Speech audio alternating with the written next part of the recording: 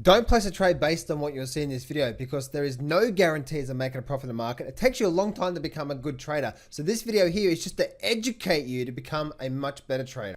So in this video here, I want to help you understand about how we should be listening to the market, because the market is always creating some sort of, the market's always telling us some story at that time when we're trading, right? So what I mean by that is, let me see if I can bring up SIL. Or, you know what, I'll use the SILJ as an example here, okay? So what I'm looking at here, let me bring up, say, the last 6 months worth of data here.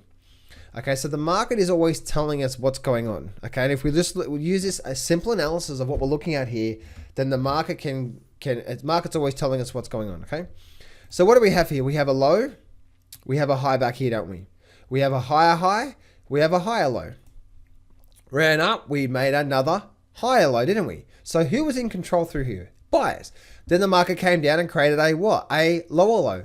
So is a lower low, is that buyers in control? No, right? Then it came up and created a what? A lower high. It had a pretty decent pullback and then came down and created a lower low, right? And then guess what happened? Then it came back up and created a what? A lower high. And then what ended up happening? We broke past previous lows. And now we've been selling off quite strongly in in the silver juniors. This, we had a bit of a pullback through here, but nothing goes straight down, as you can see on the charts. That's how the markets work. Some people get their knickers in a knot. It's like, oh, John, it didn't go down today. Anyway, I'll tell you a bit later on. I'll talk about it. If you say, okay, the market's bullish right now, just because it may have like a little bit of a pullback one day, the next day, and maybe the next day it goes sideways, it doesn't mean the trend has changed, right? And then look at this here, it came down. This could be some sort of lower high through here. So listen to the market. Listen to the market, because the market is always telling us what's going on. If I go to the GDXJ through here, right, same sort of thing as well too. Actually, no, let's bring up the GD. Yeah, we'll go to the GDXJ.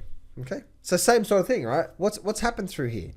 We have what? We have a low, a higher low. This is a higher low. This is a lower low. Oh, what is this? This is a warning. Oh, look, we ran up, made a lower high. Oh, came back down, double bottom. Then it ran up, made it a what? Made a what? Then another lower high. And then look at there, broke past previous lows. And now it's running back down, had a bit of a run down. Now we're having a pullback, another lower high. So who's in control right now? Sellers, right? So trying to buy this market right now, thinking that the gold stocks are going to rise.